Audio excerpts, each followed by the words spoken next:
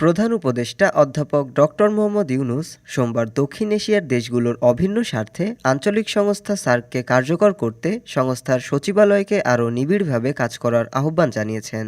প্রধান উপদেষ্টা বলেন, সার্ক একটি বিস্মিত শব্দ। এটিকে পুনরুজ্জীবিত করতে পারলে এটি পুরো অঞ্চলের মানুষের কল্যাণ বয়ে আনবে। সার্কের মহাসচিব গোলাম সরোয়ার ঢাকার তেজগাঁওয়ে তার কার্যালয়ে সাক্ষাৎকালে অধ্যাপক ডক্টর ইউনূস এ মন্তব্য করেন। সেক্রেটারি জেনারেল সারোয়ার সার্কের বড় সমর্থক হওয়ার জন্য অধ্যাপক ইউনূসকে ধন্যবাদ জানিয়ে বলেন, বহুপক্ষীয় সংস্থার পুনরুজ্জীবনের জন্য দক্ষিণ এশিয়ার নেতাদের কাছে তার সাম্প্রতিক আহ্বানে তারা উৎসাহিত হয়েছেন।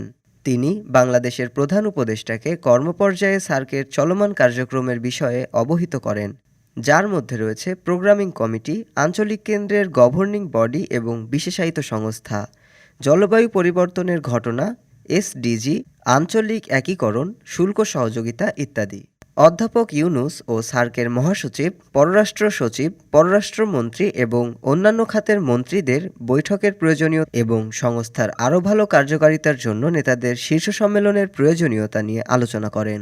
অধ্যাপক ইউনূস মহাসচিব সারোয়ারকে বাংলাদেশ, ভারত ও ভুটানের মতো প্রতিবেশী দেশগুলোতে নেপালের পানি বিদ্যুৎ রফতানির মতো বহুপক্ষীয় বিষয়ে কাজ করার আহ্বান জানান।